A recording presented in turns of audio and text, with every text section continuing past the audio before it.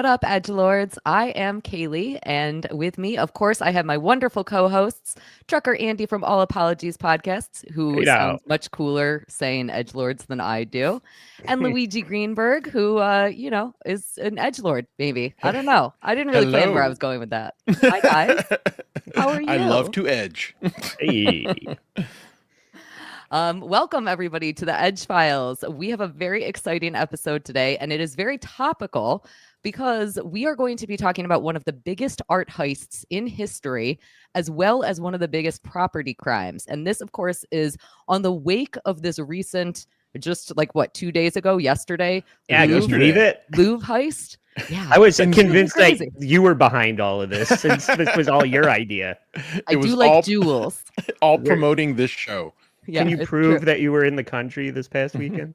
Nope, I definitely didn't see can't. you. Yeah, I know. Nobody saw me. I wasn't even there. And today, this You're crime under that we are arrest. going to be talking about, which is going to be the art heist at the Gardner Museum, this is going to take us on so many different twists and turns. We are going to be getting into some incredibly, incredibly crazy stuff. And I am so excited to share it with you guys. But before we start, I want to know, Luigi, are you aware of this crime? I am aware of it. I remember watching like a short documentary about it a while back, but I purposely did not revisit it so that I could hear you tell me all the details that I forgot. Great. What about you, Andy? No, not familiar. No, excellent, wonderful. So there is a really great Netflix documentary about this. It's like a little docu-series. I highly recommend that if you are not familiar with it. What we are going to be doing today is talking about some of what is in that docu-series and some of the aspects of this crime, because there is so much that there is no way that we could be able to cover this in any sort of a reasonable time frame, because we're going to be talking about possible inside jobs. We're going to be talking about the mob. We're going to be talking about all of the different crazy things that can happen when you have an art museum heist and tons and tons and tons of valuable artwork is stolen. In fact, $500 million worth of artwork was stolen for this crime. Crazy. Absolutely Wow. crazy.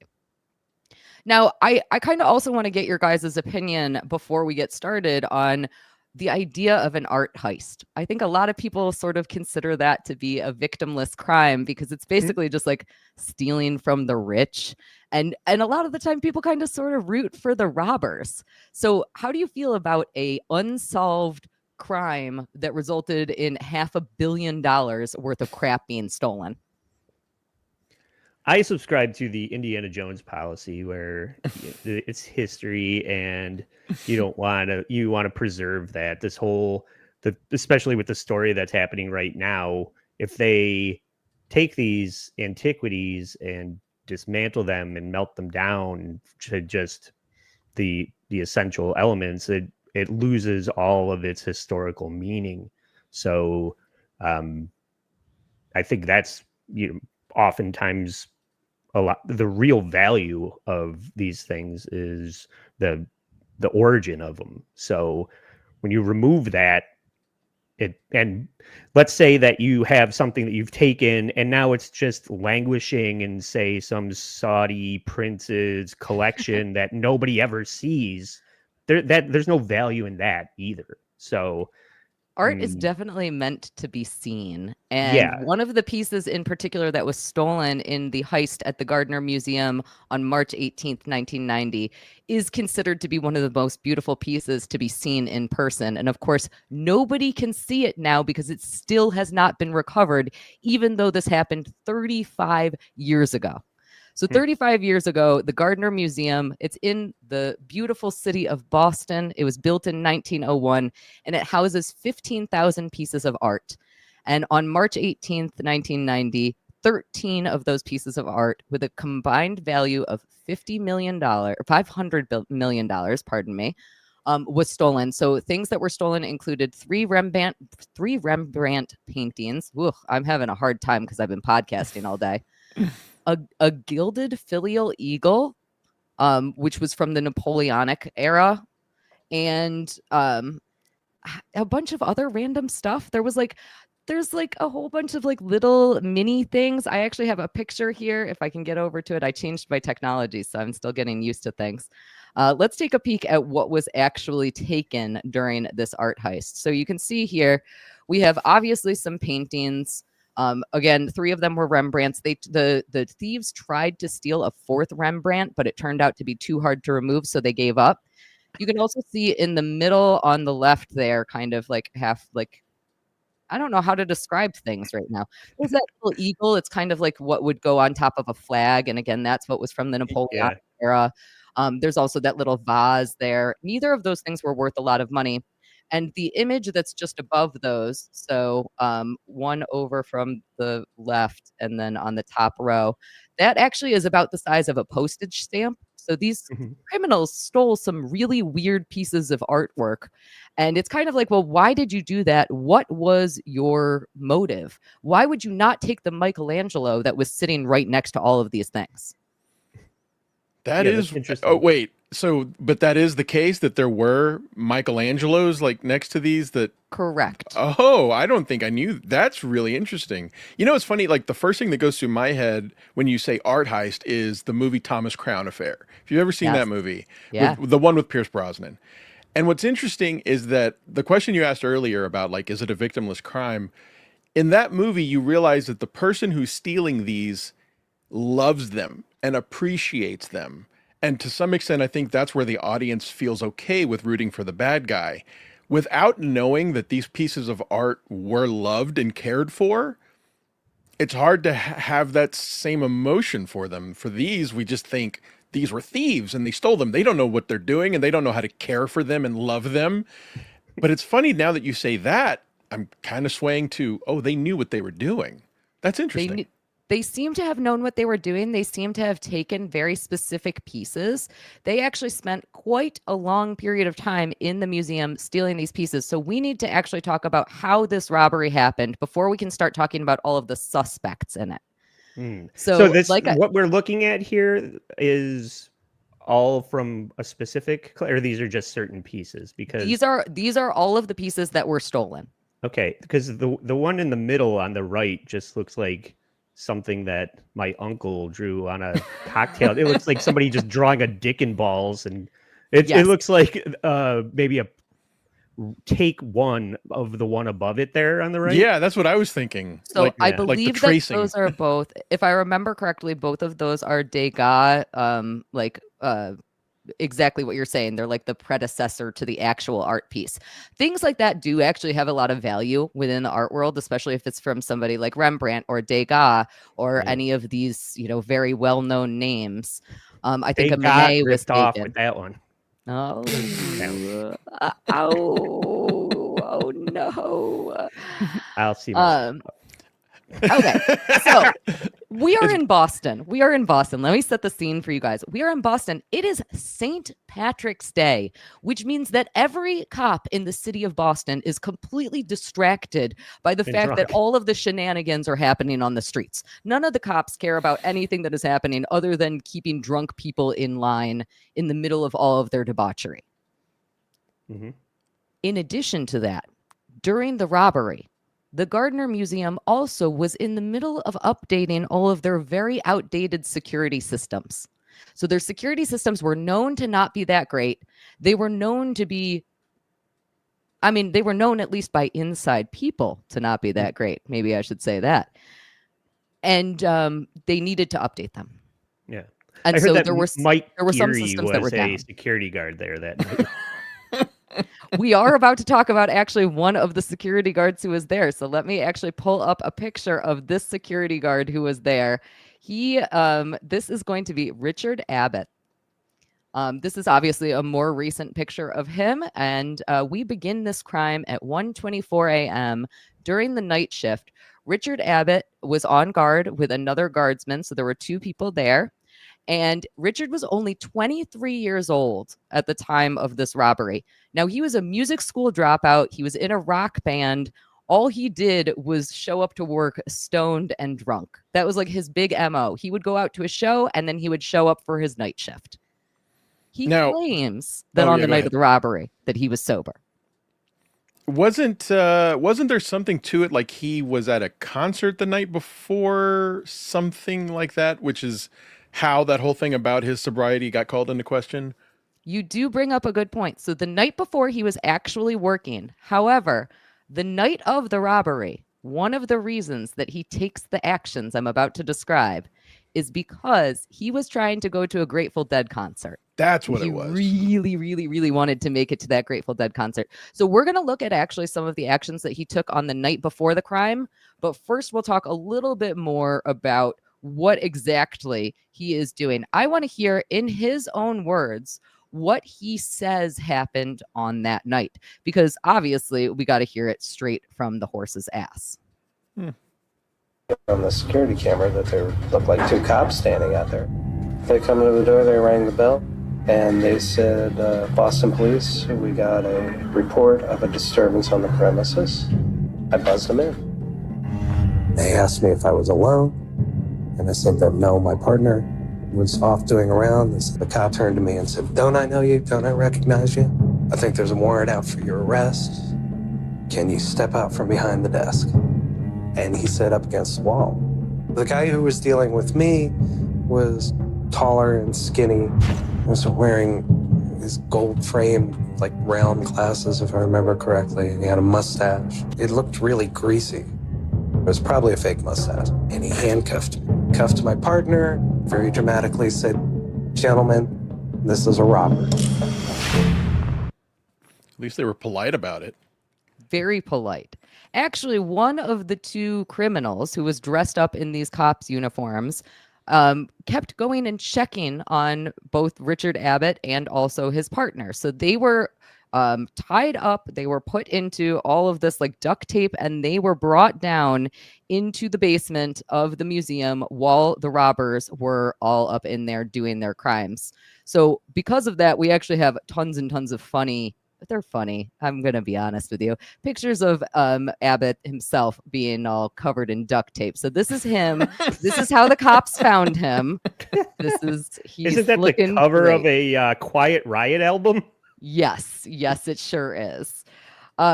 So yeah, his whole thing was basically like, I was gonna let these cops in. Two cops came to the door at 1:24 in the morning, and they told me to let them in, and I just did it because, again, I needed to go to that Grateful Dead concert. I didn't want to get in trouble with the cops by not letting them in.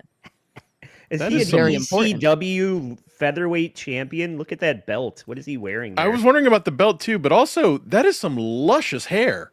And again, we saw the picture of him that was more recent. His hair stayed that whole time. He's a very fortunate man. Yeah. This looks like Blake from Workaholics.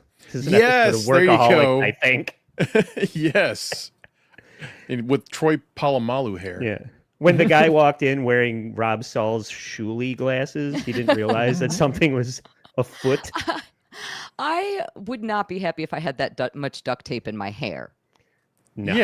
Yeah. Taking it off is the worst part. Getting a gun stuck in your back is easy. No, taking that duct tape off, that's the nightmare. Oh God, what is the horrible. belt? I want to make. What is that? It's a change. It's like he's an ice cream man by day, and that's how he dispenses quarters at the arcade. He's a rock star by day. It looks like a metal fanny pack. It really does. I don't know anything about the belt. I don't think that he's ever talked about the belt. I have not seen anything about the belt. I only want to know about the belt. That's oh my God. I'm so sorry that I failed you guys. I completely failed you guys. Okay, so these two robbers dressed as cops, they end up spending 81 minutes inside the Gardner Museum. Now, to give a little bit of perspective on that, this heist that just happened at the Louvre, the robbers were in there for between 4 and 7 minutes. So these robbers were in there for 81 minutes. And a big part of that is because, again, the security systems were not up to snuff.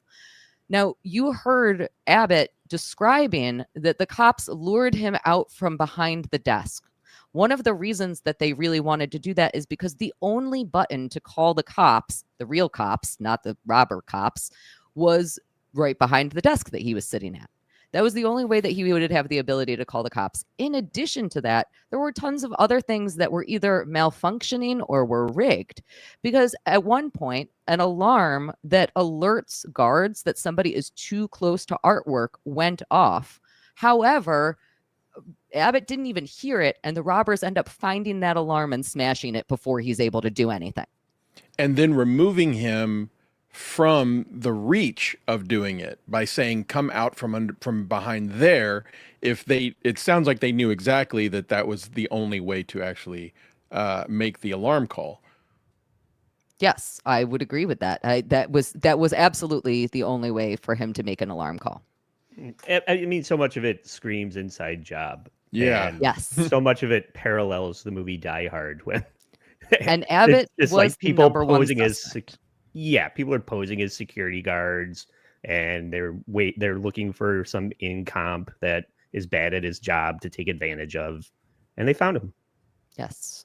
So at 2:28 a.m., again, about 80 minutes, a little bit more than 80 minutes after they arrived, the robbers return to the security counter. They leave the two guards duct taped in the basement, and they take all of the security tapes and smash them. Witnesses at this point claim that they saw the robbers outside sitting in a red hatchback car. Because it was 1990, so what else would you be driving? Let's be honest. Mm-hmm. Now, Abbott and the other guard are just sitting down in the basement, duct taped. This appears to be relatively easy to get out of. I think we can all kind of agree. But it wasn't until 6:45 a.m., sometime between 6:45 a.m. and 8 a.m., that the two morning shift guards arrived at the museum, and they realized that they couldn't enter. So they called the cops, who then showed up at 8:30, which is when they found Abbott and his co-security guard. And what time? They sat in the basement. They got into the basement at like 1:24-ish a.m. and they sat in there until 8:30 a.m. Very suspicious. Right? I guess. I mean, okay. The other guard, though, are we going to hear from him and hear what his story is? So that's a really good question. There's actually not a lot of record of that other guard. That other guard has really managed to remain anonymous this entire time. I don't know exactly how he was able to do that. I don't know his name. He is not discussed at all in the Netflix docuseries, which is called This Is a Robbery. He just seems to be completely mysterious everywhere. He's a nobody. I don't know. I'm seeing in chat someone asking a very important question. Yes. Did he make the Grateful Dead concert? I don't believe that he did.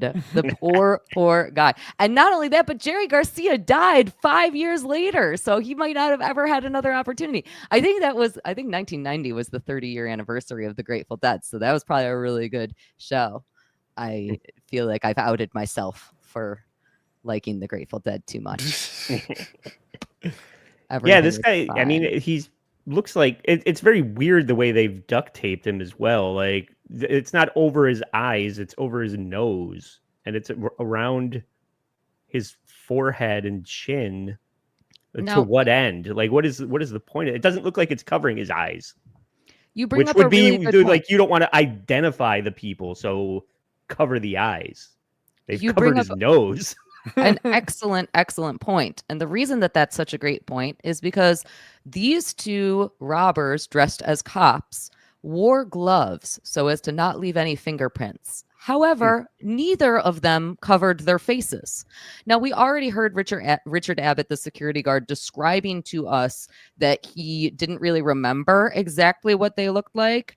But you also might have noticed that I threw a little police sketch into one of our little video clips that we've already watched. So let's look at that police sketch again. So this is the police sketch that was created. And again, he says, I don't really know exactly what they look like, but this is my best guess. He does also mention something that, Luigi, I think you will enjoy very much, because he says, well, I sort of remember that one of them looked a little bit like Colonel Klink from Hogan's Heroes, but that's all that I can really remember. That's great. So now I'm really kind of curious. So none of the four wore a mask. So it was only two. So what we have here is we have two different images. Okay. The left and right is going to be with a fake mustache, and then without a fake mustache is what we're looking at here. So it was two, and neither of those two guys wore a mask. Okay. All right, I thought it was four different people because the faces on the bottom look much fatter than the faces on top, but I get it. Everybody agrees that these police sketches are some of the absolute worst in all of history. It's actually kind of comical how bad these police sketches are, which again might lead you to believe that Richard Abbott had something to do with this crime because he might want to divert people. He might not be very good at describing what exactly they look like. Or are you saying like maybe he purposely gave wrong descriptions of what they could have looked like? Maybe he did. That was one of the most prevalent theories, especially in the very beginning days of when this crime happened. That's interesting. Yeah. I mean, those pictures look so different. Anyway. All right. Sorry. Well, I'm caught up now. Now I'm on the trolley. No, you're totally good. All right. So tell me now, what do you think that these criminals are going to be doing with the stolen artwork after they get it? Like, what actually, Andy, you talked about, we don't want to ruin the historical meaning of things like this, but what do you do with it? Are you putting it, and Luigi, you mentioned the idea of being able to admire it. What are we doing with this artwork? There's no point in trying to pull off an art heist unless you have a buyer lined up that you're going to fence it to. Because you're not going to go hang it on your wall. There's no value in that. There's got to be somebody unless you really love it. There's got to be some kind of millionaire art collector that wants it in their collection, whether it's on display or not, and you have to have that connection. Otherwise, it's just sitting in your basement. The risk isn't worth the reward. So the robber isn't going to put it up on his wall and attract attention to it. Right. It's not like you can sell it on eBay, right? Yeah. You're either selling it to another criminal or you are doing nothing with it. Well, there is one other thing that you could possibly do with it, but we will get into that once we get into the suspects. However, I do want to put a pin into this theory that what you're doing is somebody has commissioned you to do this and you're getting paid for this robbery.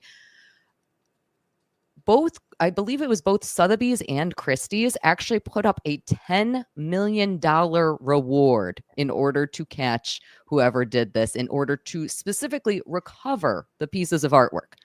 A $10 million reward. And you have to, criminals love money, right? That's a lot of dang money. Oh, I see. So you're just stealing it so that you can collect the reward. I don't know. What you're saying? No, I mean, they never did. So still to this day, this is an unsolved art heist. Still to this day, nobody has ever gotten a piece of that $10 million, which is insane, right? I think I could forge that. I think I could forge those two pieces that were on the top right of that original slide, and maybe I can get a piece of that $10 million. That's my plan. like that for you. I could redo it in crayons. Yeah, no, I see what you're saying. You're saying that whoever stole this kept the secret and nobody talked. And it kept such a secret. They kept it such a secret that the temptation of ratting someone out for $10 million had no effect because nobody knows. Or exactly. Yeah. I've heard some theories. I'm not gonna bring them up now, but I've heard a couple of theories that I gotta just say, like, I don't think we're ever going to know what happened to these paintings because all theories kind of result in them either being sold to the highest bidder who wanted to keep them, or, maybe possibly they got lost, anyway. So Luigi, I think you bring up a great point, and something that you and I talk about on Lucy Does Dabbleverse a lot is the statute of limitations. The statute of limitations for this art heist has expired, and there is still a reward for $10 million for the recovery of these paintings, and still nobody has talked. People cannot get prosecuted for this crime. If the paintings are recovered, somebody will likely get a piece of $10 million, and people are still choosing not to talk about it, which is, either choiceful or murked. We're not entirely sure which. Yeah. And we will talk about a lot of people who are dead that are involved in this crime or potentially involved in this crime. It is definitely really interesting to think about the idea that at this point, people cannot be prosecuted for it. And yet we still don't have any answers to what has happened in 1990, 35 years ago. Yeah, it's probably sitting in like Mark Wahlberg's cousin's basement, and it's like these people don't even know what they have. Eventually, there's going to be some garage sale where somebody gets it for a song, and they just don't even realize that. Yeah, they don't realize what they just have. like, yeah, and it's all wicked retarded over there. Yeah. Oh my God. So wicked, dude. Let me tell you. So wicked retarded. I once heard a story about a sculpture that was stolen as a prank, like from a fraternity on a college campus, that was recovered when whoever kept it died, and their grandchild found it in a closet. Yep. Yeah. And like It's what everybody happen all the wants. time. Yeah, everybody wants to find like Babe Ruth's baseball card, or Action Comics #1 with Superman's first appearance in and then these people are just sitting on this $10 million or more. The value of the shit is probably worth more than $10 million, right? And going back to what I was saying about, it's worth $500 million. This artwork, and that was $500 million in 1990 terms. This artwork has only gotten more prestige from the fact that it's stolen. I have no idea what the worth of these pieces is considered to be now, but now that it has all of this additional history, we know it's going to be worth way, way more than that. Like if these pieces ever were recovered, every single art museum in the entire world would want them, and they would probably go to the Louvre, and then they would probably get stolen from the Louvre, because I think that's what happens this week. I don't know. Yep. But back to what I was saying about, you have to be someone who loves and appreciates art to want to steal it and own it. It's really kind of funny that you think Boston and you think, organized crime in the 90s, or 90, was apparently a really, really big deal, more than it is now. Yes. And I in my head, the story goes something along the lines of some famous rich person hired goons to get it and backed out of a deal, and the goons didn't know what to do with it, so they just threw it in a dumpster. And it's sad, but we can't prove that didn't happen, No, absolutely. I think that's completely right. Now, we did have another interesting event happen. So again, this crime happened in 1990. In April of 1994, the museum itself actually received a letter claiming to know the location of the art. And the writer said that all of the art pieces were safe, but there was a buyer in another country who doesn't know that those were stolen pieces of art and was about to buy them. And if he did that, then he would have taken legal ownership of those artwork pieces, because at the time the statute of limitations was much smaller, and also because if he didn't know about the transaction being illegal due to the pieces being stolen, then it wouldn't have been a purchaser in bad faith. So he could have actually claimed legal ownership of them, even though they were stolen pieces of artwork. Now, this letter that was sent to the museum asked for a $2.6 million deal in order to facilitate the return of the artwork. Asking that from whom? Insurance or the museum? The museum, but I assume that the museum would have put it through insurance, right? Yeah, interesting. That would have been my guess, I guess. I don't know. That is, I think, very interesting as well. And the unfortunate part about that letter is that they were probably prepared to pay that $2.6 million. However, the writer of that letter just stopped responding. So they tried to orchestrate that, and it was a dead end. So did the writer of the letter die? What happened exactly in that situation? We have to talk about all the suspects, right? You guys are dying to know. There's a lot. We're about to get into mob bosses like you have never heard. I know more about the Boston Mafia than I have ever known in my entire dang life. Before we get to that, though, I am going to read a couple of super chats here. We just have a couple here. Actually, I'm going to have you guys read those because my glasses are not on and my new setup still doesn't allow for that. I got you. Thank you. I got you covered. Oh, I don't know what that says, though, but I see, 4 months. I see you know. I see you know. I see you Member know. for Member 4 months. for 4 months. Thank you. I see you know. Big Daddy Dodo. Sorry I'm late. Here's some cash for your troubles. Oh, yeah. Thank you, Big Daddy Dodo. Reverend Rage. Lucy, good job on DPD. Dabble Point Dabble. Yeah. Luigi, tell Shu to stop doxing me. Oh boy. Dang it all. What Dang did it he all. say? What a loser. What a loser. Okay, so let's get into the suspects of this here crime because I can't wait. Now, I've already talked about the idea that possibly this was an inside job. So the robbers would have needed to know that the security systems were down. They would have needed to know that the only button to call the real cops was behind the desk.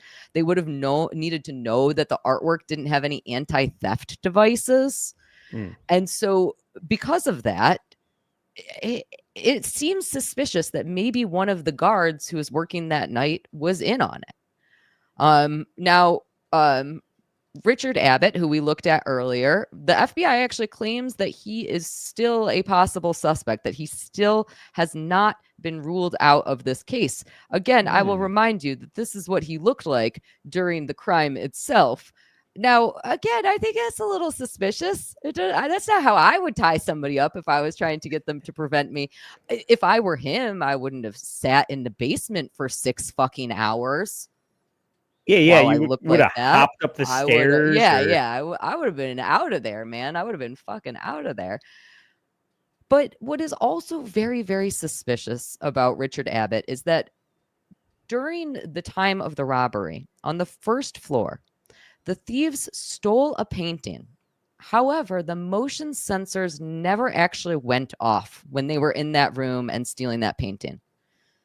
The motion sensors did, however, go off when Abbott was making his rounds shortly before the thieves arrived at the museum. In addition to that... Wait. I'm sorry. Can you back up a little bit there? Yeah. I don't think I understand that. Say it again. Okay. So Richard Abbott made his rounds at the museum. He's security. He's going around. He's checking all the rooms as they do. Right. When he makes the rounds, the motion sensors go off when he walks in those rooms. Okay. Right. However, just a little while later, the thieves go into that same room and the motion sensors do not go off. Got it. Okay. So were they tampered with? That definitely doesn't sound Yeah. right. Something sounds a little bit. This is what you do. You're if you're the inside man, which I think it's very clear that this guy is. I mean, there's no evidence of it. Proving it is the tricky part. But you go on you do your rounds and you set it off accidentally, and then you call the security company. You go, I think it's on the fritz. I don't know. Can you just? This is a false alarm. If it happens again, it's probably another false alarm, and you just set the table for an excuse for when something actually happens. Now, Abbott, he was also known to break protocol. So first of all, it was the museum's absolute protocol that he was not supposed to allow anybody into the museum that buzzed in after hours, even if they were police officers. We already went over the fact that he let them in because he really wanted to go to that Grateful Dead concert. So he didn't want to, he didn't want to get in trouble because that would have been bad. And then he might not have been able to make it.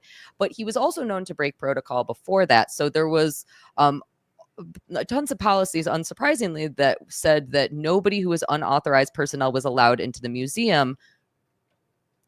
He not only let the police in on the night of the robbery, or who he thought was the police in on the night of the robbery, but in addition to that, he had a New Year's Eve party there a couple of months before this. So he let all of his friends come into the museum and drink and do whatever the heck they wanted to do on New Year's Eve, because why wouldn't you?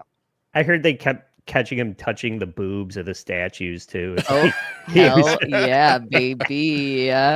He was into it. I've not heard this part. So he, while on the clock, let friends come in and drink booze, like in the office, or like let them walk around. Where the art was. The details of it are a little bit unknown, but I have to assume that on New Year's Eve they're having fun, right? Mm-hmm. Yeah, I guess. Right. I mean, that's a weird one. like He was 23 years old and he was a stoner deadhead. He didn't give a shit about this job. This is something that I will say about Richard Abbott. He seems to be extremely honest. He seems to really not give a fuck about things. He admits that this was not his dream job. He admits that he did not give a fuck about it. He at one point said something like, you can do whatever you want, take whatever artwork you want, because I am not getting paid enough to get hurt right now. I don't give a fuck is basically what he said. And at Fair 23 enough. years old, that's what you say and do. And yeah, you invite your friends over. Like, also, this man in this picture, he doesn't look like he's 23, right? no.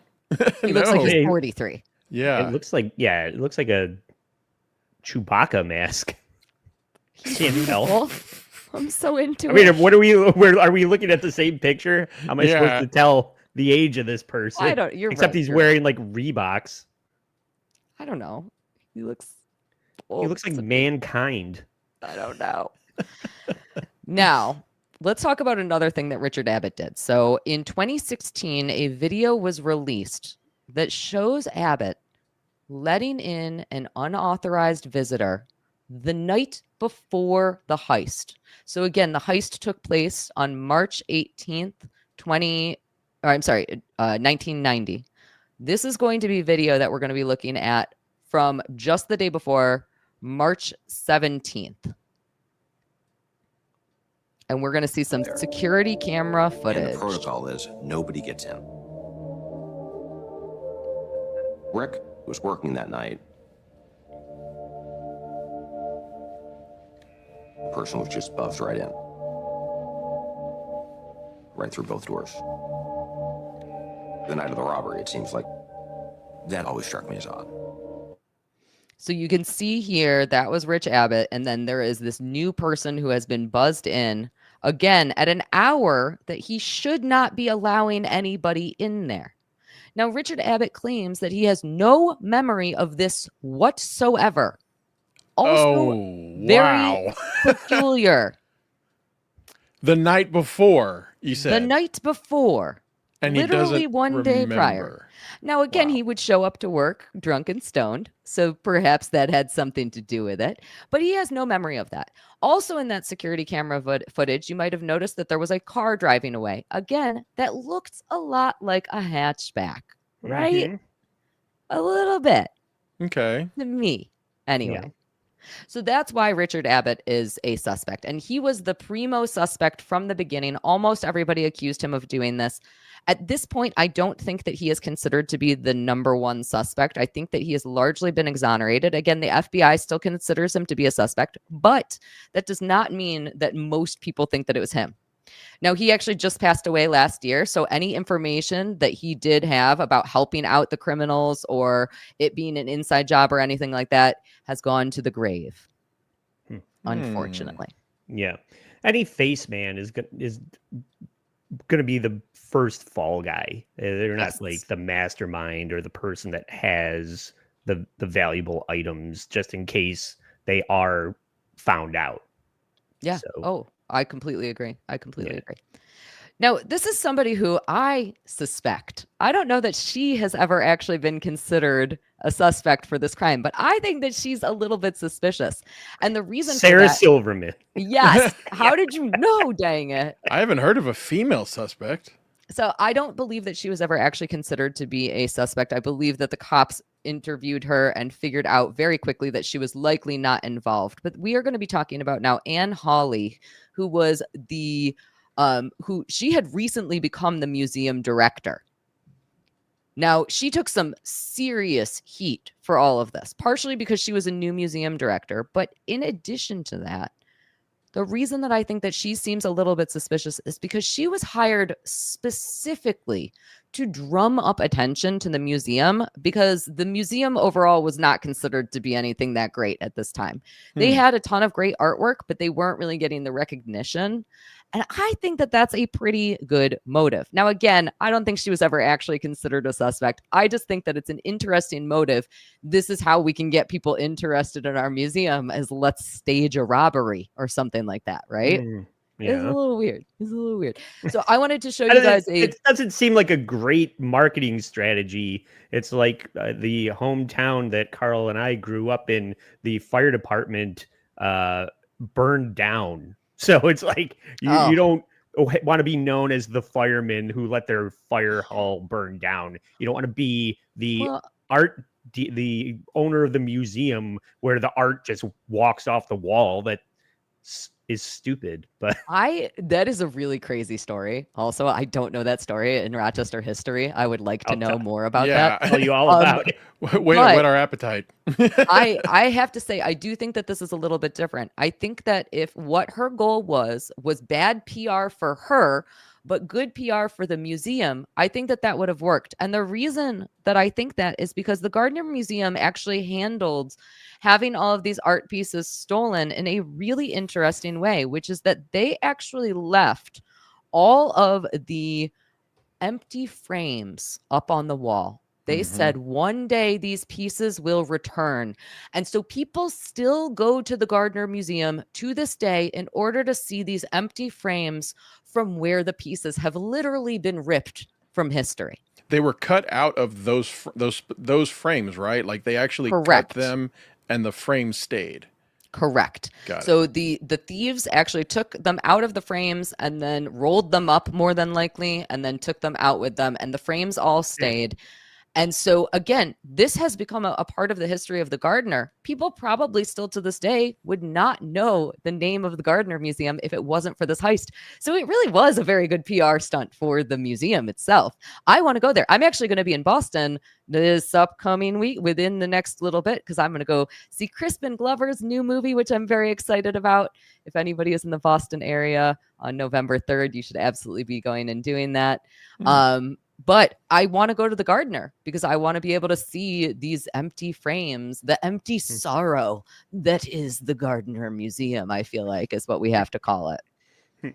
I guess that is a good strategy, though, if you're going to be the person facilitating the crime, the way that you're saying that the manager of the museum is potentially involved with this, to install incompetent help at the street level. So that they're very blamable. But I mean, ultimately you would be because you're the person that hired them, but they're very easy to manipulate. So that's maybe not a bad theory to posit as somebody who would be the mastermind of this. Again, I don't think that she was ever even sort of a suspect. I just think that it's interesting to kind of postulate. Boston is a big city, but a small town. And so everybody there kind of knows each other. And that makes it really interesting to kind of think about the least suspicious person who still does kind of have a motive. Now, Anne Hawley, like I mentioned, she was just recently had become the museum director at the time of this crime in 1990. I believe that she was actually the museum director all the way up until 2016. So they certainly didn't hate her after this. She had a very, very long career there. Let's hear how she was getting grilled by the press shortly after the robbery, though, because she really took the brunt of everything that everybody was questioning. How long have you been dressed? For 6 months. How old were they? I don't know.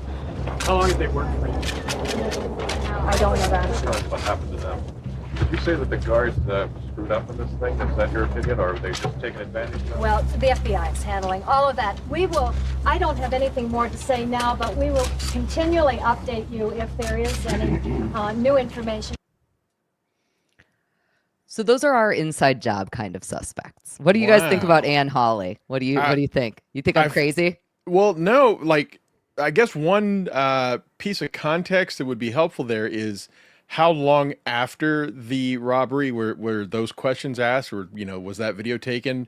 Because if it's like more than a day, it seems odd that the director is saying, I don't know these, facts or details or how long they've been working there. Because I mean, I think to anybody, those would be like the first things you want to investigate. And I wouldn't, if it'd been more than a day, I'd feel compelled to say, well, if you don't know, who would know? You're the director. So weird. That's a very good point. And she might have just been diverting at that point, honestly. I wouldn't That's want to true. answer those questions either. She probably was told by a PR firm that contacted them immediately after this, don't fucking say any words whenever the press asks you Yeah. questions. That's fair. I think That's fair. what's more likely is that whoever arranged this maybe was cutting her in. You know what I mean? It's like you look the other way, maybe you leave a window unlocked. I'm just speculating. But don't you it's think that if like, somebody reached out to her for that, like she seems like a nice lady. I think that if somebody Yeah. reached out to her for that, that she would have taken that $10 million reward. I would have taken the $10 million. If somebody like gave me a cut of whatever they got, there's no way it's $10 million. So is as she soon as alive somebody at this tells time? me Is she she is alive? still alive, and there are Mm. lots and lots of recent interviews with her within that Netflix documentary, which is called "This Is a Robbery." That documentary, I can't say enough good things about it. Actually, they were able, again, because Boston is both a big city and a small town, they were able to interview almost everybody who is alive and was involved in this case. Truly incredible. Absolutely, absolutely. It's so well done, so interesting, makes the entire crime very clear to understand, which is great. It's great. Yeah. But there's a lot of like intimidation and things that can come along with, you say these resumes are going to come across your desk, and if you don't hire these people, then something's going to happen to your family. Kind of scenarios that people will worm their way into the organization and Given we haven't gotten gain to it yet, access. given one of the main suspects of this, I'm with Andy. Laura, I think that's totally possible. Yes, we You will be know getting more about into this the than I do. mob suspect. Yeah. Very shortly. So before we do that, we're going to hit just a couple more super chats, which again, maybe I can have Andy read for us again. Got it. Let's do it. Carl Finley, 1513, member for 3 months. Thank you, buddy. Jeff Mose, I live down the street from the Gardner Museum. I wish I could have gotten some pics and video of the space for you guys. Oh, I'm so excited to be checking it out. Like I said, I'll be in Boston on November 3rd for Crispin Glover's new movie, and I am hoping to pop my way over there and check it out if I get into town in time. Take some pictures. We could do like a follow-up. On the next episode definitely. or something. Absolutely. And also, there, hi, Jeff. I was there 2 weeks ago. I should have thought of that. We're all dumb. We didn't think of anything. Anthony Zenhauser, $10. Hey, Abbott. Hey, Abbott. Oh, Andy beat me to it. Oh, all right. Anthony wants to take credit for my joke. He looks like a sheedy mankind costume. Please explain to Lucy. Yeah, Thursdays are thirst days on TSN with Tightbox. You know it. Love you guys. Yeah, mankind is a professional wrestler, Lucy. Mick Foley. Motherfucker. Anthony wants me to explain it to you. He was Your just dumb here. lady brain doesn't know who Mick Foley is. He was literally just in Rochester. Yep. I know. One of my friends told a really tragic story about how Mick Foley didn't shake his hand, and it made me really sad, and I won't share that right now because it's too sad. That seems One more of these. unlike Mick Foley. Howard, $4.99. Lucy, I saw you were in Carl's basement earlier.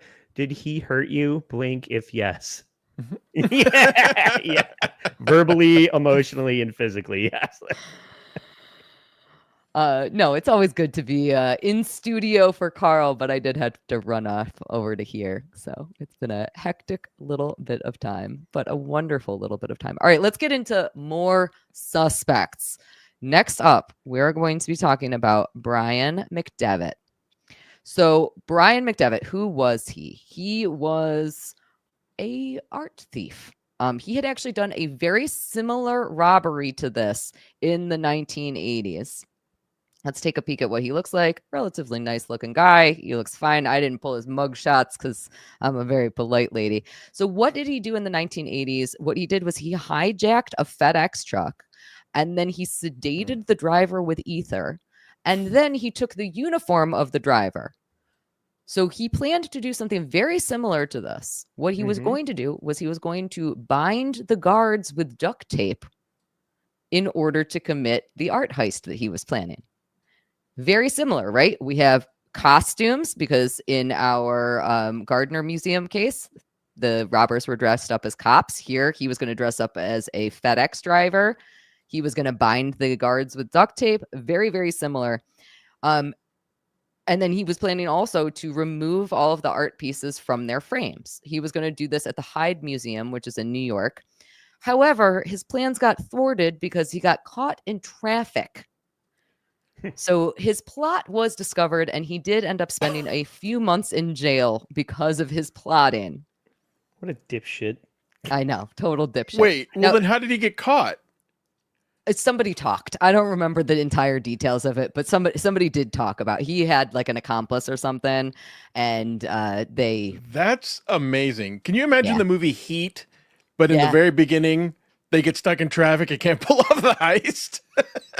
Dang it all. Do you imagine like just sitting in the car being like, come on, come on, come on, come on, come on. Like, that's the worst traffic that you've ever experienced in your entire life. I shouldn't have Now- stopped for coffee. So he was questioned about the Gardner Museum heist 2 years after it happened in 1992. And then again, he was questioned in front of a grand jury because at the time of the heist at the Gardner Museum, he only lived a couple of minutes away from it. He was eventually, I guess, exonerated. I don't know that anybody was ever really, truly exonerated in this case. It's more like he just wasn't the number one suspect anymore because other people came up into the picture. Mm-hmm. So Okay. he was one of the main first suspects. And again, I think it's mostly just because of that very, very similar robbery to what happened at the Gardner. Now, the next suspect, you have probably heard this name before. This is going to be Whitey Bulger. I was waiting. I didn't want to give this one away. This is the one that I know about. Yes. So he is one of the most famous crime bosses who headed the Winter Hill Gang in Boston. And he is infamous beyond infamous. Mm-hmm. It would make a lot of sense for this gangster to have been involved in such a lucrative crime. Would you agree, Luigi? Yeah, this dude. Okay, so let's put it this way to really kind of summarize what this guy is capable of. If you don't know Whitey Bulger's story, the movie The Departed, Jack Nicholson is based on Whitey Bulger because it was discovered that he would play every angle being a absolute bloodthirsty murderous gangster, but also convincing the FBI that he was an informant in order to foil the plans of his enemies, while also having moles that he had raised and paid in the Boston Police Department to feed him information as well. So basically, he never he never approached a task one direction. So what you said earlier, Andy, about, intimidation, about hiring someone, of course we can't prove it or suggest that it actually happened, but we'll just say it falls in line with Whitey Bulger's tactics. Yeah. You give a lot of nobody's menial tasks, like leave this door unlocked. Right. All you got to do is hire this one person, and then an inside man is on the inside. And I almost forgot. It's a chain of events that don't lead back to Whitey, kind of Exactly. Thing. I almost forgot. Someone just mentioned Black Mass. That's a great movie that tells the real story of Whitey Bulger more directly. Anyway, I shouldn't say the real story, but it tells it more directly about him as opposed to a fictional story of The Departed. But what was I going to say is that there was something. Well, he's else. definitely considered to be one of the primo Right. crime bosses in all of the United States history. He is considered to be. And again, so he was a very big suspect in this, especially because at the time in the 1990s, this was he was very prevalent within the communities. Now, I will say he actually he and the Winter Hill Gang kind of get passed over in this whole investigation because another mob family actually starts getting looked at more in depth. Now, in Boston, there was the Irish mob, there was the Italian mob, there were all of these different mob gangs that were all kind of always at one another's throats. So we are going to look at some other possible mob connections that might have committed this Gardner Museum heist. Now, I might be confusing stories here, Yes. but tell me if you heard this. Is it true that someone, even though it was never verified, that someone once in his crew testified that he bragged about stealing them? I believe that is correct. Okay. However, almost every single one of the, let me see here, 1, 2, 3, 4, 5, 6, 7, 8, 9, almost every single one of the next 9 people that we are going to talk about at one point or another claimed that they either had seen or knew where the art pieces were. Got it. Again, still never recovered, which is insane. So this is Whitey Bulger here. Let's move on to our next 2 suspects. This is going to be Bobby Donati and Miles Connor Jr. So this is Bobby Donati and Miles Connor Jr. that we have up on the screen here. And we are going to first introduce ourselves to Connor. Do you like the picture that I've chosen of Connor? Yeah. That is an amazing photo, and I am going to recreate that in some way. Okay. Well, all right. Before I tell you about these guys, all right. Tell me you don't respect these guys without telling me you don't respect these guys. These I are the respect pictures the you hell picked? out of Connor. Listen, I'm making a point with Connor. I'm making a very good point. I just think that him and Richard Abbott, the security guard, might have been friends. I just think that that's possible. So I have pulled a clip here from This Is a Robbery, that Netflix documentary. And this is going to be, again, Connor was first kind of suspected, but it turned out that he was in jail at the time of the robbery. So he could not have committed this crime. However, he shed light on Donati. Now, again, I'm just going to play you guys this clip. This is going to be how Connor describes himself in the documentary that I have mentioned. He was asked, "Who are you?" basically. On whom you ask. But in general, I'm known as an art thief. And some people consider me the biggest art thief in this country because I've robbed a number of museums. But then again, I was a rock and roll guy. Okay, so that is why I have chosen this picture of Miles Connor Jr., because he's a rock and roll guy, just like Richard Abbott was. They're both super cool dudes. Oh, is that what these guys were trying to fund their band? They were trying to cut an EP and Can you imagine? go on. No, they were trying to tour? hang out with that alligator. Look at that alligator that's hanging out with Miles Alligator Connor Jr. fucking He's rules. so cool. He's so dang cool. Anyway, I think that Miles Connor Jr. seems like a very interesting guy. He does. At one point, based on the discussions that him and Donati were having, he basically said that it sounded like that Donati was going to use the paintings in order to get himself a reduced jail sentence, which Connor had done in the past. So what he had done was he had used his previous art heists to get himself reduced jail sentences when he was in jail for other crimes. He would say, well, if I can tell you about where you can find these here paintings, would you go ahead and let me out of jail early? And they would. So because of that, this whole crime family that we're going to be talking about is now aware that they can use stolen artwork as a bargaining chip. And I do think that that is the true motive for this crime. Okay. All right. I can Now, buy it. As you guys just saw, Miles Connor Jr. was still alive, at least at the time that the Netflix documentary came out, which was just, I think, a couple of years ago. I don't remember exactly. I believe he's still alive now. If he's not, we will find out on an upcoming slide very, very shortly. However, Bobby Donati, who, again, Connor was basically saying Donati did it. Donati died just 1 year after the robbery. He was found bound, beaten, and in the trunk of his Cadillac because, again, we are officially into the mob family stuff. And it's only going to get crazier from there. What you said 1 year before what?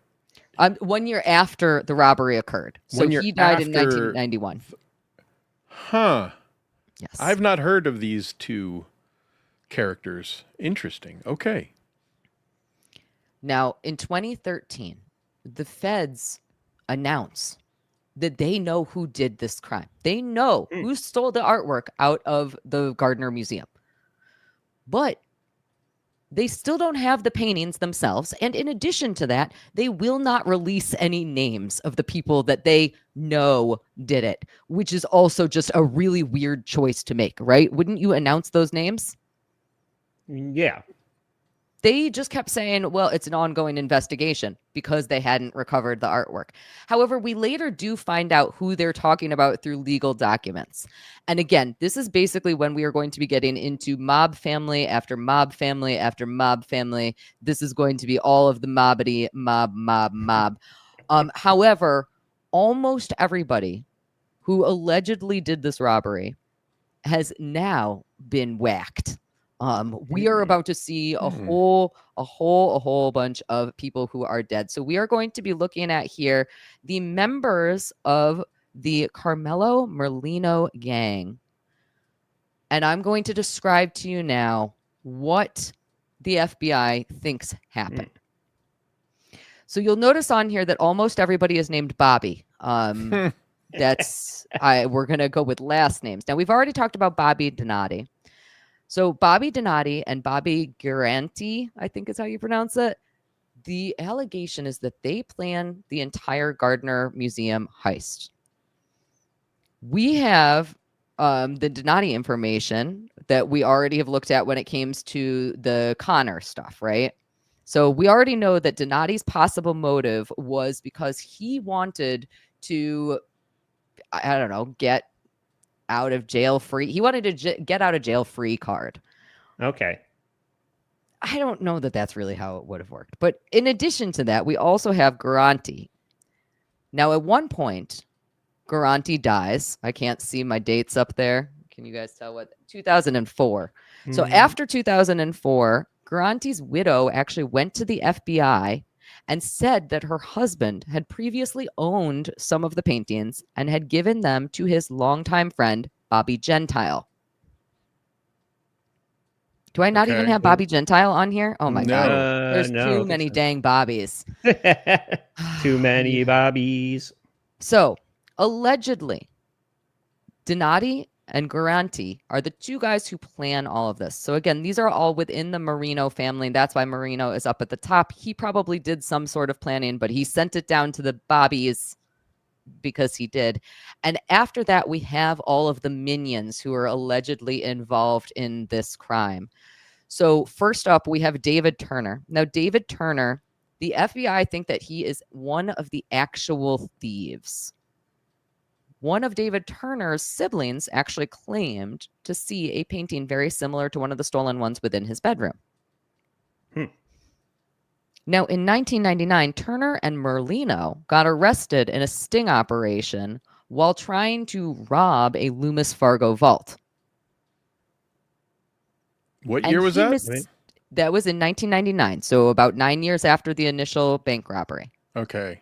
So they were like professional thieves. They were professional thieves. These are gangsters. They are doing all the mob boss stuff. Okay. Now, Turner mysteriously got 7 years shaved off of his jail sentence. And there is no record of why that happened. So he was actually just released a few years ago, and he is out of jail. And he is, as you can see from this chart that I have made here, he is one of the only guys who is still alive. Actually, he's the only guy on this chart that is still alive. Really? That's suspicious. Yeah, it is. And we'll talk about some other suspicious stuff that he did very shortly here. Now we have the next. So we know that there were two perpetrators of the Gardner Museum heist. Mm-hmm. One of them is believed to be David Turner. The other one is believed to be George Reisfelder. So who is Reisfelder and why was he suspected? Well, a former cellmate of his claimed that he had urged Reisfelder to steal a painting, again, to use it as that bargaining chip if he ever were to get pinched. He is believed to be the other person that went into the actual museum. At one point, Reisfelder told that cellmate also that he had hit the jackpot, and that he might know where the art was. So he allegedly went into the museum itself. Now, he died of an overdose 1 year after the heist in 1991. So again, we're not getting a ton of great stuff happening here because everybody is just dying. In addition to that, there were a couple of other potential players in this game. So we have Charles Pappas. Now, Charles Pappas was a part of this gang. He was probably doing stuff.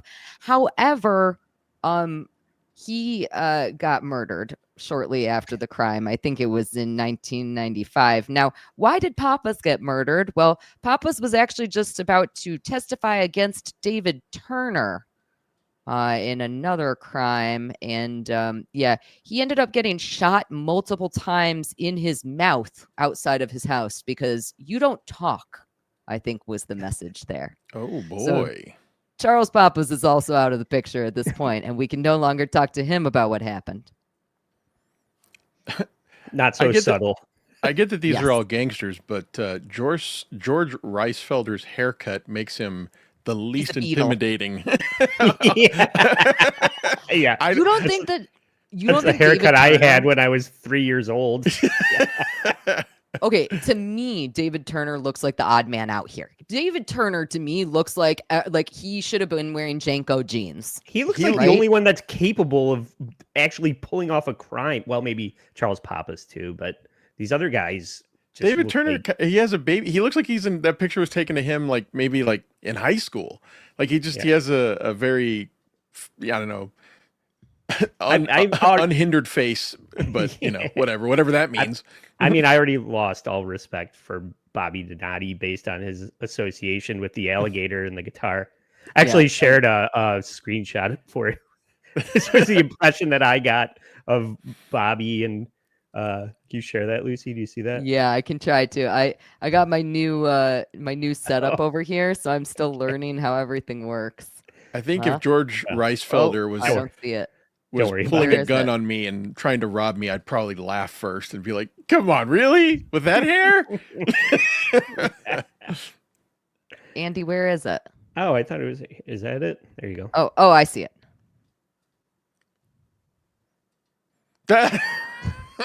It's beautiful. Featuring I Miles fucking Connor. love it. I love it. I absolutely. Chuckle I can't say enough fucks. to say. Yeah. Oh, it's gorgeous. That's great. Sorry Oh. to derail the show.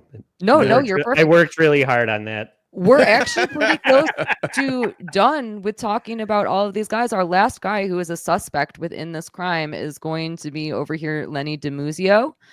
So again, he is another person who died. He was murdered also, ? Just a year after the crime. And he was a suspect, again, mostly because of his association with this mobster Merlino, who's up at the top. Now, these guys were all kind of hanging out in the same car shop because that's where mobsters in Boston were all hanging out. So they were all hanging out in there. I think that a lot of what was going on was just everybody was talking and everybody was saying, well, this person stole the art so that they could get their get out of jail free card. And that's kind of why we have this mess of people where who the heck knows what actually happened. It does sound, I mean, of course we don't know, but it does sound a lot like the Lufthansa heist where everybody involved suddenly starts showing up not breathing. Yeah. It does. It really, truly does. Almost all of those people were murdered. Also, I think there was 1 OD and 1 natural causes, which is, again, it's kind of crazy. Also, Andy, I'm wondering if you noticed this. Don't you think that Carmelo Marino, don't you think he kind of looks like Arthur Shawcross? I was going to say Mike Bichetti. Yeah. That also. Funny that you bring that up because that was going to be probably something that I was going to cover for my episode next week. I think I'm going to do a walking tour of Mike Bichetti? Yes, I'm going to walk over to Mike Bichetti's house and have lunch with him, and it's going to be the scariest thing that I ever did. No, So but there's a lot of serial killer activity in the city of Rochester, Luigi. I know Arthur Shawcross. That's a sick dude. Yeah, I was going to say, if you guys are not familiar with Arthur Shawcross, he is our hometown hero of a serial killer, one of several. But yeah, he's that looks a lot like him to me. I don't know why. Yep. So that kind of concludes our discussion about the Gardner Museum. I mean, one of the craziest things about this is that it continues to be unframed or unsolved. And like I said, it's really quite beautiful that the museum has decided to continue having these empty frames just sitting and waiting to be refilled. It is extremely unlikely at this point that anybody is ever going to figure out what happened with this because almost all of the prime suspects are dead. In addition to that, with the statute of limitations having run out, why wouldn't people have already talked at this point if they weren't going to be talking, you know? Yeah, now's the time. Now's Cash the in. time. Now's the dang time. And I do want to emphasize what you're saying. Like if there's somebody out there that knows where these paintings are, like you said, the statute of limitations has run. That means that they can make a phone call to the police, show them where these paintings are, collect $10 million, and not be prosecuted. Yes. Yes. Not have to be punished. They can collect $10 million with no repercussions, and no one's doing that. That's really insane. That's one of the craziest parts of this story. It's completely bonkers. And again, It could be. It's sad we won't ever know. It might be a Hellfish Bonanza thing, Lucy, where they're I've been thinking about that all day. Maybe there's a player that they're waiting to die. You know what I mean? The flying hellfish, baby. But somebody might, know where it is and just doesn't want to share, or has some kind of concerns, or like I said, the person that knows where the shit is dead, and nobody knows where it is at this point. Yeah. Well, we do have a couple of other art heists to talk about tonight, gentlemen, which I am very, very excited about. We've already mentioned the art heist at the Louvre. I also have another very special surprise coming up after we're done talking a little bit more about that. But for a moment, let's talk about the Louvre again, because just the other day at 9:30 in the morning, just before the Louvre was set to open, a group of thieves broke in, and within 4 to 7 minutes, they stole historic royal jewelry, including Napoleon-era jewels. Now, this is very interesting, especially as we talk about the Gardner Museum heist, because some of the items that were stolen from the Gardner Museum were actually also from the Napoleon era. So this seems to be a very popular item when it comes to heists, or there's just tons of things from that era. I don't actually know enough about art to be able to say that. But what we're looking at now is actually an image from the heist at the Louvre. So what happened was these thieves took a truck that was mounted with a lift, and they broke into a second floor window using power tools. Unlike the Gardner Museum, where the thieves were in the museum for about 81 minutes, these guys were only there between 4 and 7 minutes, and they exited on motorbikes, which is just the craziest scene in the world to me. I cannot wait until there is video footage of that. As of right now, I have not seen any, so I couldn't pull it. But they stole all of this jewelry that was an inestimable amount of money. It had so much historic value that you cannot put a monetary amount to it, which means that technically the Gardner Museum is still, I think, the biggest monetary amount attached to it when it comes to robberies. They tried to steal 9 items from the Louvre. However, they ended up dropping a crown while fleeing. So kind of similar again to the Gardner, where they tried to steal a 14th painting, but they weren't able to get it out. However, this Louvre heist seemed to be a much higher level of organized crime. So probably the mob families. You said 4 to 7 minutes they broke in and broke out and fled. Yep. Without detection. Yeah. Well, I think that they were detected. They just weren't stopped. We don't have all the details on this one yet. So the Louvre was closed for that entire rest of the day so that the cops could come and gather evidence. And I'm sure that we're going to get tons more details. Again, if they were fleeing on motorbikes, we're going to get video footage of that. There is no way that there are not cameras all over outside of the Louvre. We are eventually going to get a whole dang story on that, and it's going to be really interesting, I feel like. So I'm excited.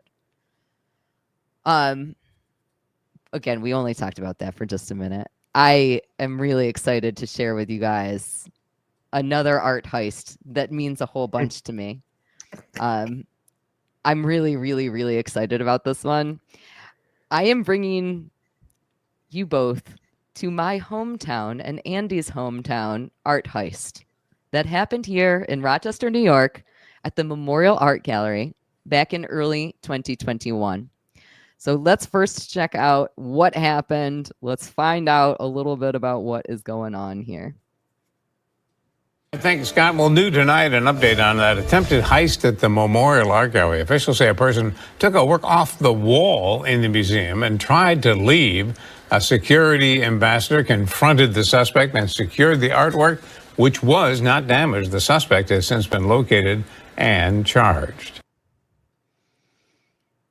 Andy, do you remember this? No, not really. Oh, I'm even more excited now. I'm so excited. Okay, so Andy was the thief. He's just playing coy. Well, let me.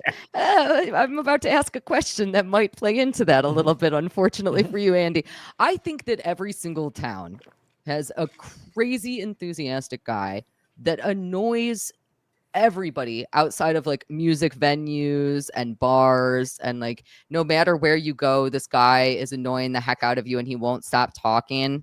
Would you both agree that that's kind of like a common thing within every city? Yes. There used to be a schizophrenic guy that would walk around my neighborhood wearing a tuxedo, Yeah. Okay. screaming at people. I would agree. So, Andy, I'm going to show you this picture, and I'm just wondering if you happen to recognize this guy, because this is a guy who used to hang out all around Rochester, New York. He would go and hang out outside of the Bug Jar. He would hang out outside of Photo City, pretty much anywhere where there was like a local bar or restaurant that had live music or live comedy or some sort of live performances. Can I just point out real quick that right behind him is a bag from a children's furniture store. Did you not notice the pieces of bread in front of him? I did, but that wasn't as impactful as the children. I mean, I thought you were going to say this is your house, that you took this picture. So I have a lot of things to comment about. But first, let me see. Andy, do you recognize this guy? Because so he was everywhere in like, it was like 2019, 2020, and 21. He was outside of every single venue, annoying the heck out of you. This is George Haig. I vividly remember him. He was super autistic and extremely talkative. And he was like constantly telling these dumb little one-liner jokes and talking about how he was going to start a comedy club. And he had zero concept of personal space. And the only way. We're talking about this guy, right? This guy, George Haig. Sure sounds like somebody else we know. The only way that you could ever get rid of George was to foist him off on somebody else. So he would kind of just like be like, oh, here's this other person that you can talk to, and then make them suffer through it. So Andy, any memory of this guy, or did you never bump it? Were you lucky enough to never have bumped into him? Yeah, I don't think I know this gentleman. Sorry. I'm so jealous that you did not have to deal with him.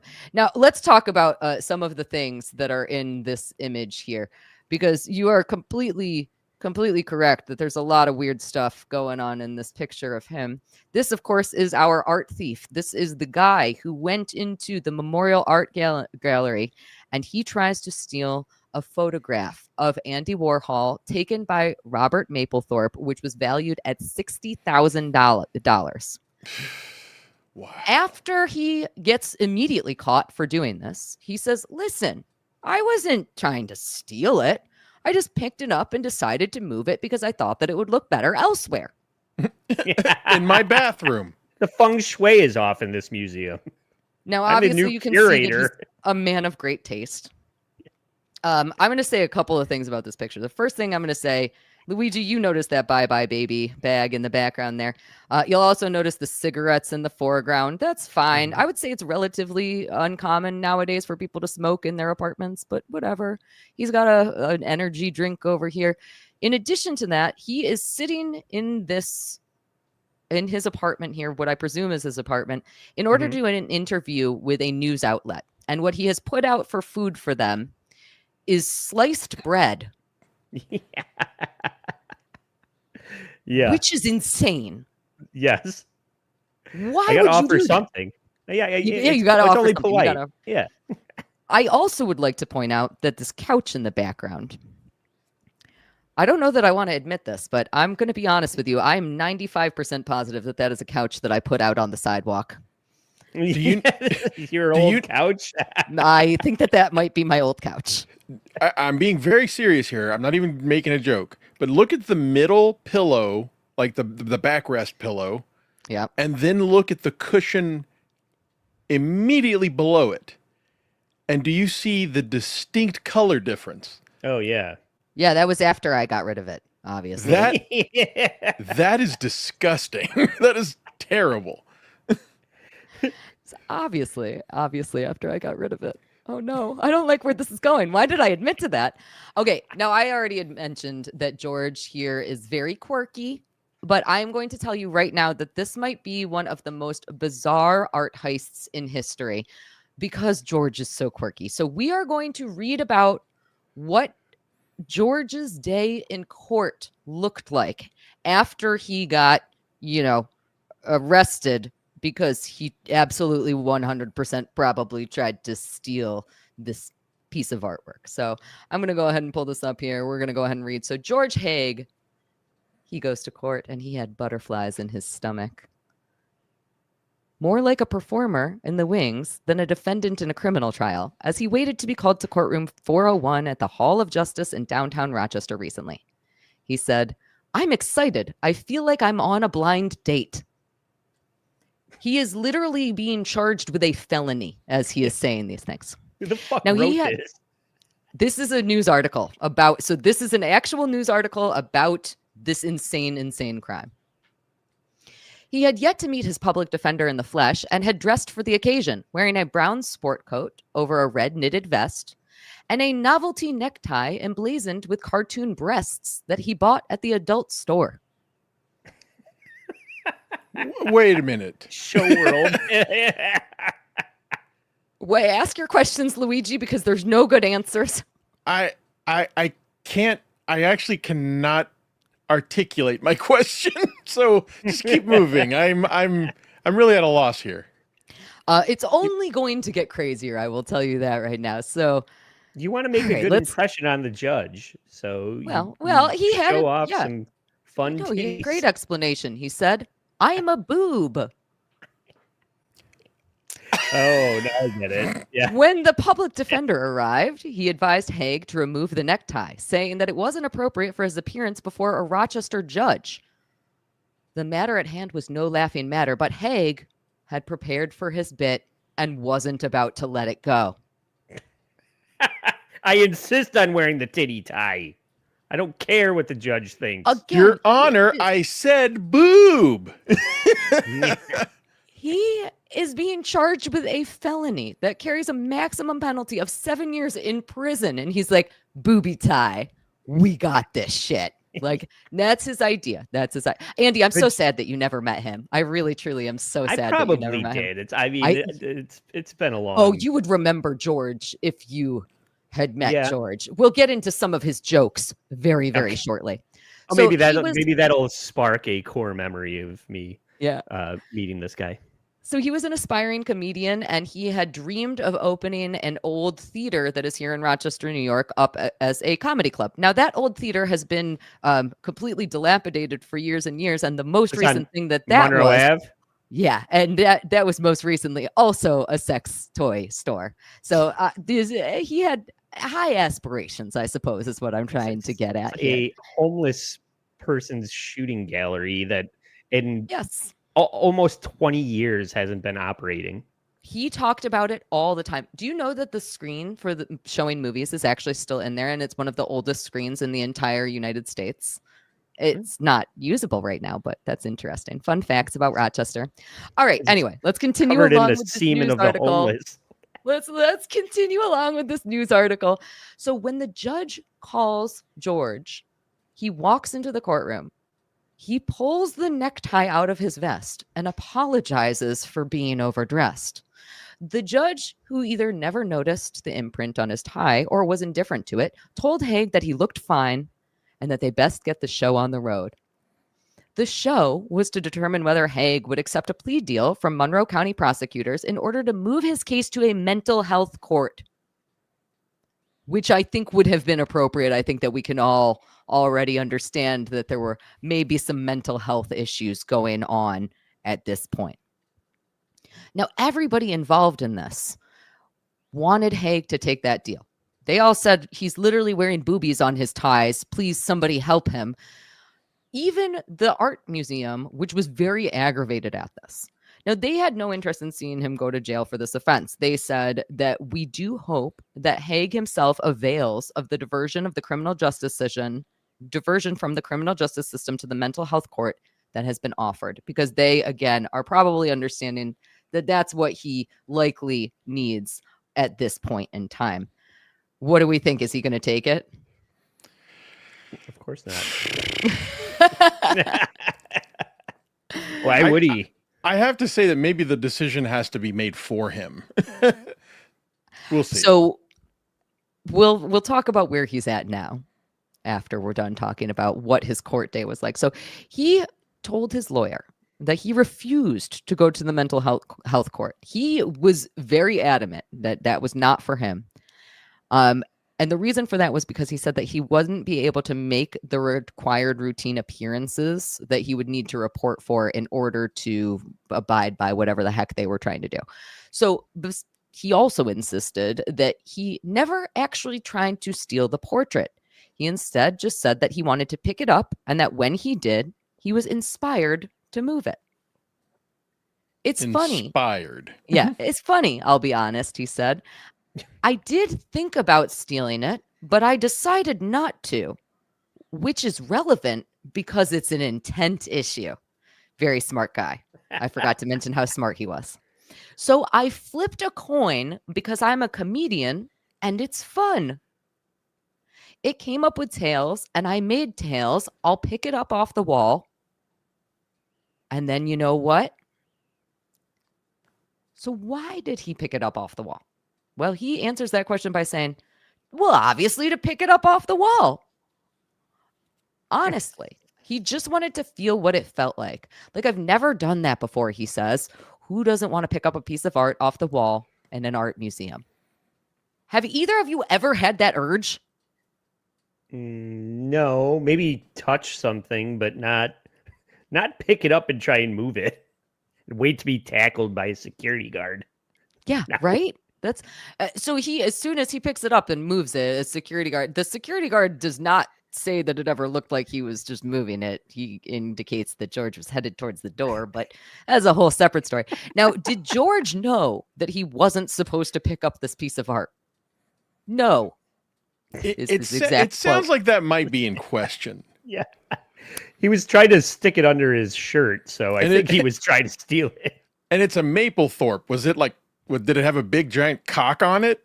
It was a photograph of Andy Warhol. So right, but was it Andy Warhol naked? Like, I don't know. I hope so. Andy Warhol is kind of a cock, so. Yeah, well, that's true. But Maplethorpe did some weird shit with cocks. That is very, very true. Okay. Anyway, so, well, my point of that, I'm sorry, I was actually going somewhere with it. My point of that was to simply say is that obviously this person's not well in the head. Maybe they were aroused by a picture and they were trying to steal it without understanding the consequences of what they were doing. And I mean, I'm trying to justify this, but this just sounds like a lunatic. He's a lunatic. He's a lunatic. Like, again, as a person who met this guy on multiple occasions, he is uniquely himself, I think, is what I want to describe him as. And again, we already saw that with here, please eat this sliced bread that he offered to a reporter. We'll get into some more wacky stuff here. Okay, so in his apartment on the day that this reporter is talking with him, Haig, this is the reporter speaking, Haig spoke at a rapid clip, like a fast-talking voiceover artist reading a legal disclaimer in a radio ad. He snacked on pastrami he had brought home from a meat market. Haig grew up in Pittsford, which is a very rich suburb of Rochester, New York. And then he moved to Los Angeles, where he started performing stand-up comedy. And he felt like he was on to something because he was leaving the audiences in stitches. Now, I mentioned, as I began to tell you guys this story, that he used to tell all these one-liner jokes all the time. There was never a single one that I laughed at ever. Please tell. However, on the day that he got arrested, he decided that he would tell the deputies at the Monroe County Jail a joke. And this is the joke that left them just cracking up. Why don't ants get the COVID-19? And of course, as the article quotes, the punchline is, they got little antibodies. That's a solid joke. Shut the fuck up and get off this channel. No, that is not a solid joke. No, it's not, but I would laugh at it. Maybe that's a better way of saying it. Like if someone told me that joke, I wouldn't be able to resist giggling at the stupidity of it. Well, you were right in line then with the deputies, because according to Haig, he says, I am joking around with these guys and all the cops behind me are snickering because I'm having fun with this. Now, again, I have met this guy in person. I would not have been having fun with that joke. It's entirely possible that the correct person, Luigi, I think if you told me that joke, I might snicker a little bit. Andy, I wouldn't for you, but I love you anyways. That's just not, this guy was so wacky. He was so wacky and insane that there is no way that anybody found this funny unless they were laughing at him, not with him. The cops were laughing about the cavity search that he was going to have to go through. They were like, nice joke. Bend over. Maybe he told it from behind bars and no one had any reason to be afraid of him or feel uncomfortable by him. So therefore that made the joke funnier that there's a guy behind bars saying it. That would make me laugh. I heard the cops laughing when they slammed the door of my solitary confinement jail cell. Now I'm thinking of like his face, like at the Gardner Museum. I'm thinking of like Shawshank when Andy Dufresne is in the hole for a month and the warden comes in and visits him and tells him he's going to be in for another month. And before he walks out, Andy Dufresne says, do you know why ants don't get COVID-19? See, now that'd be a funny scene. Yeah. I don't know that funny is the right answer to that question. All right, Okay, that's fair. I'm just going to say Luigi would laugh at it. Okay, all right, deal. Yeah, all right. I will accept that. All right, let's continue with this article here because, again, George is just too wacky. So this is him describing his crime again. He says, I had an incredible artistic moment where I have no idea what I'm going to do. He said, it was great. I'm sitting there with Warhol in my hand. Again, it was a Mapplethorpe. So I walk across the room. He estimated that he was about 100 feet away from the nearest exit when he entered a part of the exhibit that was fashioned to look like a living room that played Warhol television appearances. He says, I see this Andy Warhol TV room and I'm thinking that is so perfect. Just then, a docent walks by me and I held the picture up to him and I said, hey, look, a Mapplethorpe. So then I put it down on the ground in its frame, leaned it up against the Andy Warhol TV room. He said he then walked into the main entrance of the museum, told another officer that he thought the Mapplethorpe portrait looked better on the floor, and then he walked out. Can you imagine being that museum employee? I would be like, I don't know what words you're saying to me right now. Yeah. I would have no idea. The sheer like disconnect from reality and social. It's so bizarre. Yeah, it's the equivalent of going to the zoo and trying to open the cages and let the animals out. You just don't know. You can't control your own compulsions. Yeah, so he's a lunatic. Yeah, there are people in this world that just have no logic or reason for the things that they do, and you just have to accept that. Yeah. It's better on the floor. Okay. You're under arrest. Yeah. He says he wasn't running. He says, I just walked out and then I was done. And then it took them a week and a half to find me. I love that in this he got away? For a week and a half. And Andy, again, I can't believe that you don't remember this because everybody was like, oh my God, where is the art thief? For a week. And it was all over the news, and everybody in Rochester was dumbfounded by this. The funniest part about that is if you had just put this guy's picture up, like I'm sure that they had security footage of what he looked like. If you had put his picture up, half of Rochester, all of the drunk half of Rochester that goes to bars and nightclubs all the time would have known who this guy was. Because again, we all heard that damn COVID-19 antibodies joke 75 fucking times because he wouldn't shut the fuck up ever. Like we were all running. Okay, now imagine that a guy with a pair of tits on his necktie tells that joke. Now is it funny? No. And he's holding a picture of Andy Warhol's cock. Now is it funny? No, it's not funny. It's absolutely not funny. All right, we're going to talk about just a little bit more about what happened here. So let's finish off this story. So the judge at the end of this hearing told Haig to put his jacket back on. Haig complied, but not before he tugged his necktie free and tossed it into the air.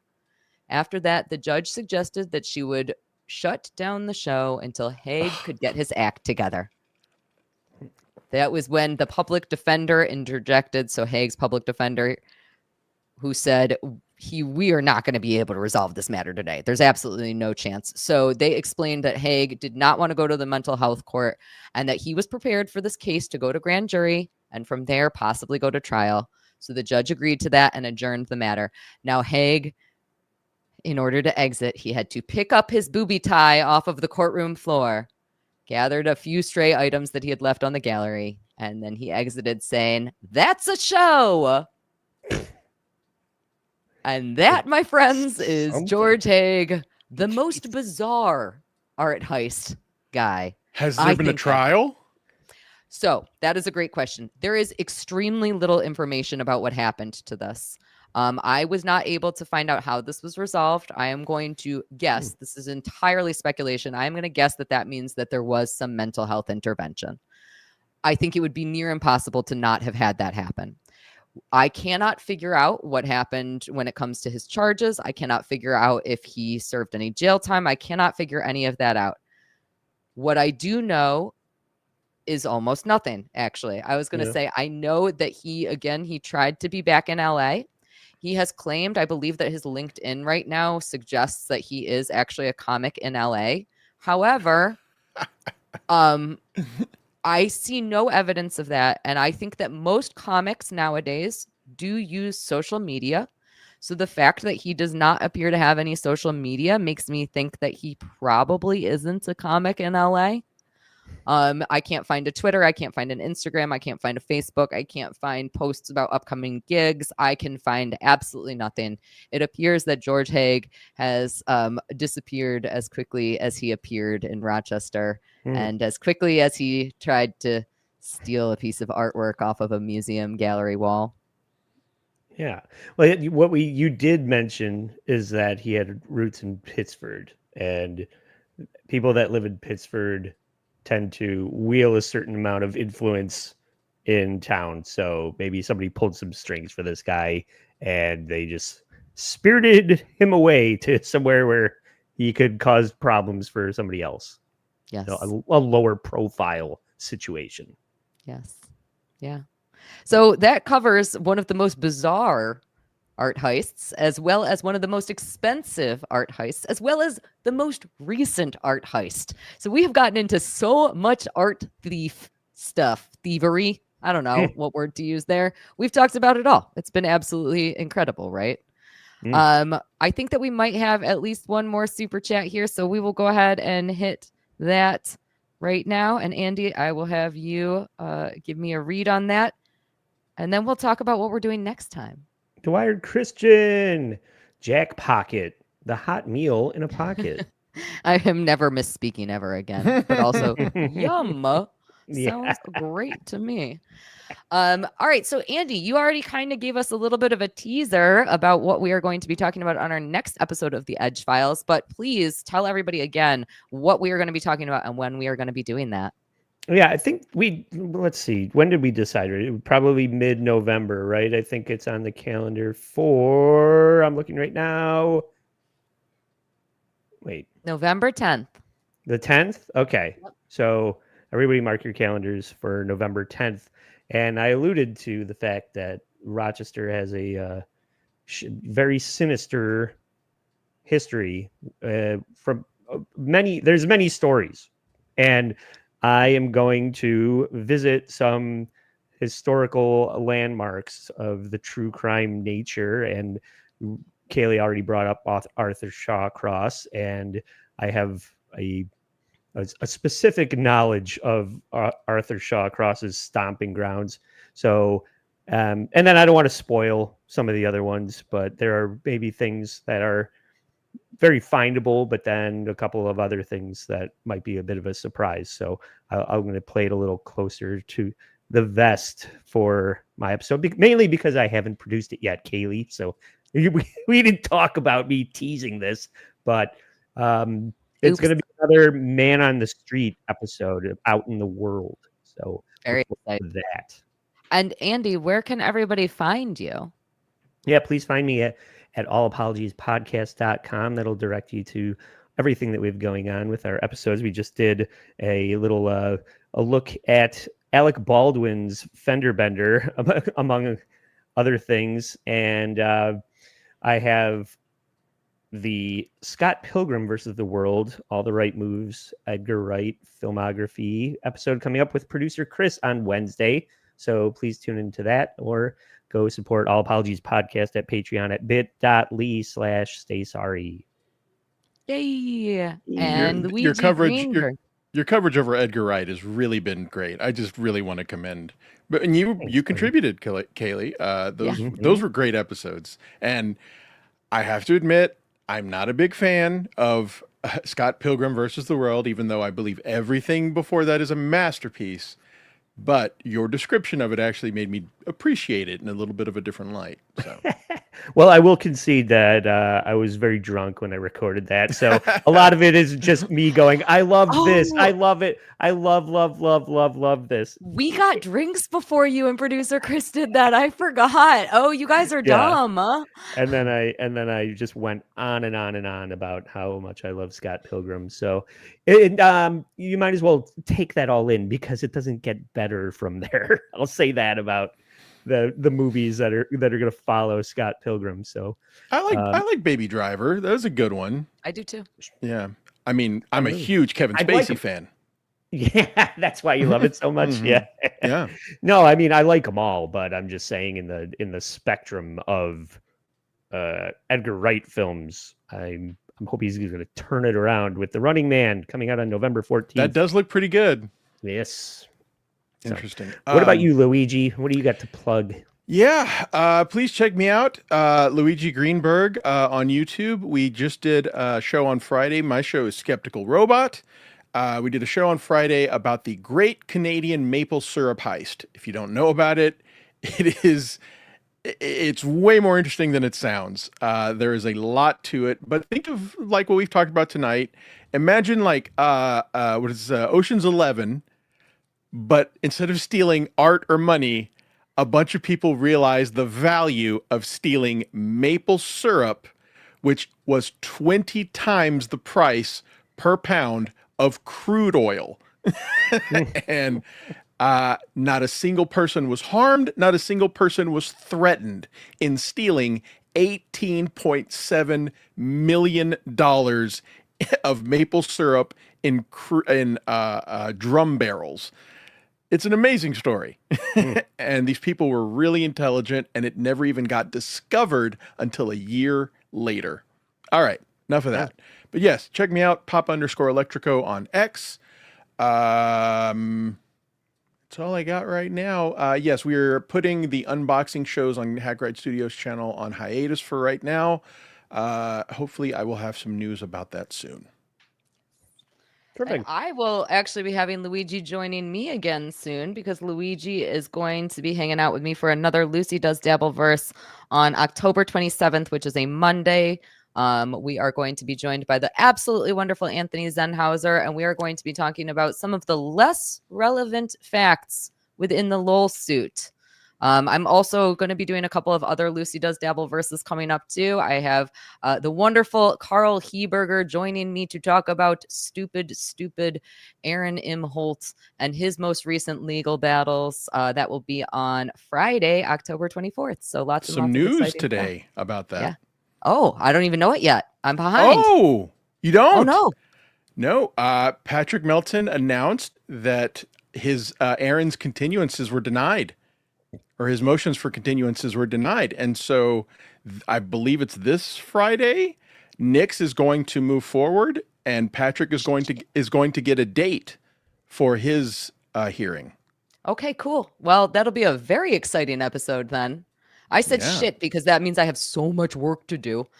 Anyways, thank you guys so much for listening to this wonderful tale of art heists. And it was super fun to present this to everybody. I really enjoyed it. And we will see you again for the next episode of Edge Files on November 10th. We cannot wait until then. So thank you so much. And we will see Bye. y'all soon. Yay.